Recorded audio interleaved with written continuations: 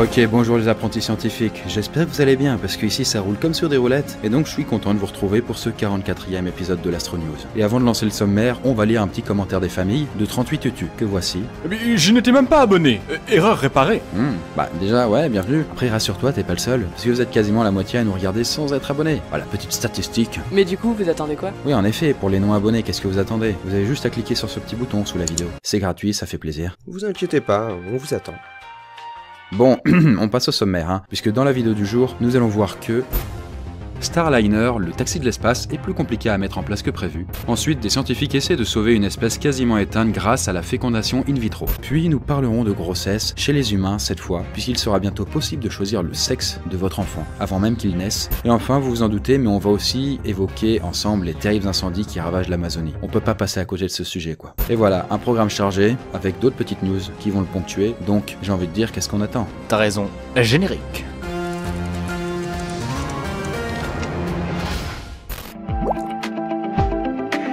Après plusieurs contretemps et beaucoup de retard, Boeing a annoncé que Starliner fera son vol d'essai au mois d'octobre, et certainement un vol habité d'ici la fin d'année. Et pour ceux qui n'ont pas suivi le projet, Starliner c'est un petit peu un taxi de l'espace. Énorme, tu l'appelles et il t'emmène sur Mars? Bah pas exactement, après il est censé permettre aux astronautes de faire des trajets entre l'ISS, la Station Spatiale Internationale quoi, et la Terre. Elle est pas aussi loin que la Lune ou même Mars, elle est à peu près 400 km de la Terre quoi. Parce que oui, les astronautes aussi, ils ont besoin de faire des allers-retours avec la Terre. Bref, c'est le boulot quoi, métro boulot dodo. Alors, bon, le projet est en cours depuis 2010 et il est en concurrence avec le très célèbre Crew Dragon de SpaceX. Mais SpaceX est vachement en avance. Ouais, c'est pas faux. En plus, les deux vaisseaux sont assez similaires puisqu'ils peuvent tous les deux transporter un équipage de 7 astronautes en orbite basse, donc l'ISS quoi. Ça a l'air prometteur. Ouais, et ça y est, Boeing a enfin annoncé que son vaisseau est prêt au décollage après plus de 9 ans de développement. Le vol du mois d'octobre aura donc pour objectif d'assurer que ce taxi est fiable et sans risque pour l'équipage qui embarquera dedans. Que ce soit dans le sens de l'aller, donc pour monter dans l'ISS, ou pour le vol de retour vers la Terre. J'avoue, c'est quand même important de pouvoir redescendre. Ah t'imagines, si rester là-haut sans aucun espoir de revoir leur famille, c'est glauque. Bon enfin c'est pas ce qui est prévu, parce qu'on va souhaiter bon courage et aussi bonne chance quelque part aux 3 astronautes qui vont pouvoir tester ce super taxi.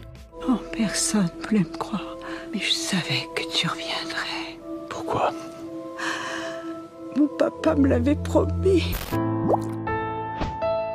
On va parler d'une maladie improbable et assez rare, la maladie de Peyronie. C'est-à-dire la calcification du pénis. Ta tub se transforme en pierre quoi. Ah, ignoble ce machin. Ouais, c'est assez dégueu à regarder, du coup on va mettre des images de poissons à la place. Et bref, il y a eu un cas très récent aux États-Unis. Un homme s'est présenté à l'hôpital avec une douleur au genou, et en l'analysant, il se sont rendu compte que son membre, qui n'était pas son genou, s'est littéralement transformé en os. Du coup, c'est hyper rare de voir un cas aussi avancé de la maladie. Mais visiblement, le gars s'en fout puisqu'il est rentré chez lui sans traitement ni rien. En même temps, il avait pas de blessure au genou. Mais non, Constance, je crois que tu confonds tout là. On parlait pas de genou, on parlait plutôt de l'entrejambe. Quand une espèce est en danger d'extinction, le plus simple pour la sauver, c'est d'aider les derniers individus à se reproduire. Sauf que dans le cas du rhinocéros blanc du Nord, le dernier mâle est mort l'année dernière et les 2 femelles survivantes ne peuvent pas se reproduire. Ouais, il y en a une qui est trop vieille, donc trop faible, et l'autre qui a des liaisons de l'utérus. Voilà, a priori, c'est fini pour toute leur espèce. Sauf que des scientifiques ont trouvé une solution pour ressusciter cette espèce quasiment éteinte.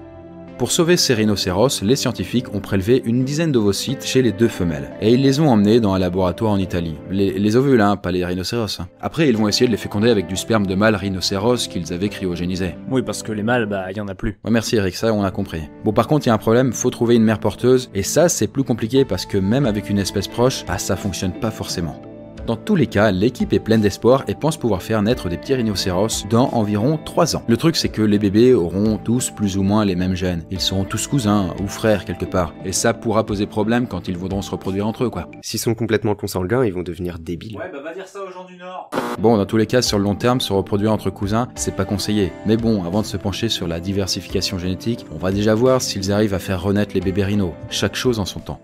Cette variété de Veriforman a disparu depuis le Crétacé. Enfin, je veux dire, c'est un passé de choses. Quoi? Si la Terre vous semble dangereuse et que vous voulez fuir très loin, sachez que dans l'espace, il y a aussi des crimes. Bon, j'exagère un peu, mais il semblerait que le premier délit ait été commis depuis la Station Spatiale Internationale. Et c'est l'astronaute Anne McClain qui est accusée. Et qu'est-ce qu'elle a fait, cette dangereuse criminelle? Visiblement, elle aurait usurpé l'identité de son ex-femme pour avoir accès au compte commun. Donc rien de terrible, mais c'est une première pour la justice et c'est quand même assez improbable comme délit. Donc là, ils savent pas trop comment légiférer. Dites-moi, peut-être que vous voulez avoir un enfant, mais que vous ne souhaitez avoir qu'un fils, un garçon, parce que bon, une fille, ça peut peut-être vous saouler, et puis en même temps, elle joue pas au foot, ou alors du coup... Chris. Ah oui, Constance, t'es encore là. Ouais, yes. Après, je parlais pas pour toi, hein, on t'adore ici, hein, on t'adore tous. Eh ben... Bref, si vous voulez choisir le sexe de votre embryon, eh bien des chercheurs japonais ont la solution puisqu'ils ont trouvé un moyen simple et fiable pour trier les spermatozoïdes X et Y. Alors pour faire ce tri, c'est pas toujours simple puisque les spermatozoïdes se comportent tous de la même façon. En gros, pendant leur course, il n'y en a pas des plus rapides ou des plus agités. Bah ouais, c'est une compétition équilibrée. Ouais, on peut dire ça. Mais il existe quand même un moyen de les différencier. En fait, le chromosome X est bien plus grand que le Y et il possède aussi beaucoup plus de gènes. Du coup, en ciblant certains de ces gènes supplémentaires, les scientifiques ont réussi à les manipuler. L'équipe a plongé les spermatozoïdes dans une molécule chimique appelée résiquimode. Et cette molécule se lie à certains gènes du chromosome X et du coup ça ralentit la mobilité du spermatozoïde. Du coup, il suffit de plonger la semence dans ce bain chimique pour pouvoir trier les mâles des femelles. Et avec cette petite technique, on aurait un taux de réussite de 80%. Par contre, ça présente quelques soucis d'éthique. Alors ouais, c'est vrai que choisir le sexe de son enfant, c'est un petit peu quelque part de l'eugénisme. Donc le fait d'avantager ou de sélectionner avant la naissance certains individus. Puis ça peut aussi entraîner des gros déséquilibres démographiques. Et c'est vrai aussi puisque dans certains pays comme la Chine ou l'Inde, les filles sont vues comme un poids financier par leur famille. Et qui plus est, lorsqu'elles vont se marier, elles vont prendre le nom de famille de l'homme, donc du coup, il n'y a pas trop d'avantages de ce point de vue-là en fait à faire des filles. En tout cas selon les parents. Et donc il y a un déficit en femmes. Parce qu'en fait, bah du coup, lorsque le couple sait que c'est une fille, eh bien il tue le nourrisson ou ce genre de choses. Et du coup là pour nous, si cette pratique est mise en place et qu'on peut choisir le sexe de son bébé avant la naissance, bah il y aura encore plus de chances qu'il y ait plus de garçons. Et donc du coup des problèmes évidents pour la survie de l'espèce et pour le ratio de mecs qui devront passer leur vie sur Tinder. Donc c'est vraiment ton premier rendez-vous Tinder? Et toi, c'est ton premier? Non, non, c'est pas ton premier. J'ai pas compté. 30-40. 30-40? Bon écoutez, il y a des nouvelles idées de génie du côté des Américains puisque Donald Trump a suggéré un moyen de lutter contre les ouragans, les bombes nucléaires. C'est-à-dire qu'en fait, on va balancer une bombe atomique directement dans l'ouragan dans l'espoir de le fumer quoi, quelque part. Inutile de dire que c'est une idée un petit peu particulière quoi. Et que, bah, hélas pour lui, ça ne marcherait pas selon les scientifiques et qu'en plus, bah, les vents issus de l'ouragan répandraient les retombées radioactives un petit peu partout. Un peu de la même façon que quand quelqu'un éternue alors qu'il est à côté d'un ventilo quoi. Et on est sûr de cette info? Alors, face à la tollée que ça a fait sur Twitter, le président a démenti en disant que c'est une fake news, mais bon, plusieurs autres personnes assurent que ces propos ont bien été tenus et à plusieurs reprises. Donc on vous laisse vous faire votre opinion là-dessus.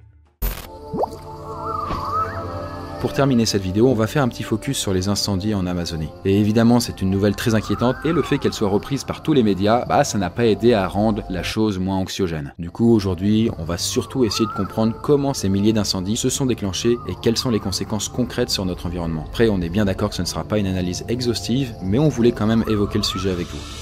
Depuis 2019, plus de 80 000 départs de feu ont été recensés en Amazonie. C'est plus que les années précédentes, mais il ne faut pas imaginer que ce sont des feux de forêt comme on peut en avoir en Europe. Et oui, la forêt tropicale, c'est pas aussi inflammable que nos forêts à nous, parce qu'elle est très humide. Oui, tout à fait, c'est comme essayer d'enflammer du bois mouillé. Et donc ces feux sont pas dus au hasard, mais ils sont provoqués par la déforestation, donc dus à la main de l'homme. En fait, pour créer de nouvelles terres agricoles, les hommes utilisent la technique du brûlis.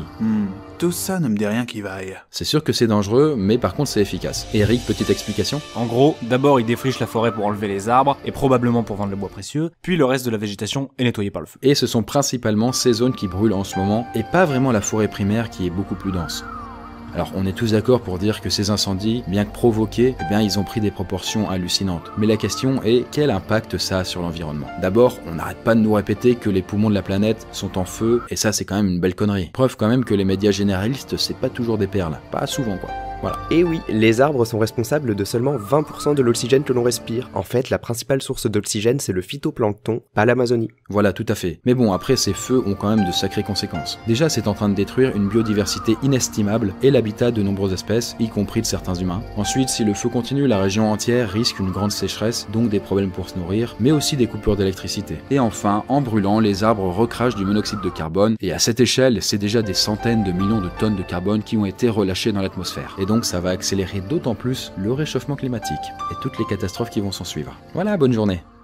Y a rien de tel que le feu pour nettoyer.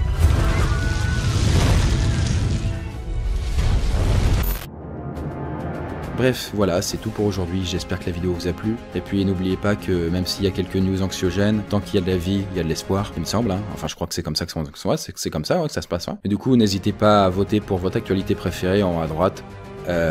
Du coup, merde, il est où le sondage? Ah ouais, désolé, le voilà. Ah, merci Constance. On a échappé de peu à la catastrophe, hein, tu le sais ça. Venez aussi nous suivre sur Twitter, on partage d'autres actus, des commentaires qui nous font rire ou des petites exclus. Oui voilà, notre nom c'est l'Astrolabe. Ouais, c'est logique. Bah je précise, on sait jamais quoi. Et sur ce, bien du coup, on vous dit à la prochaine. Ciao. Salut.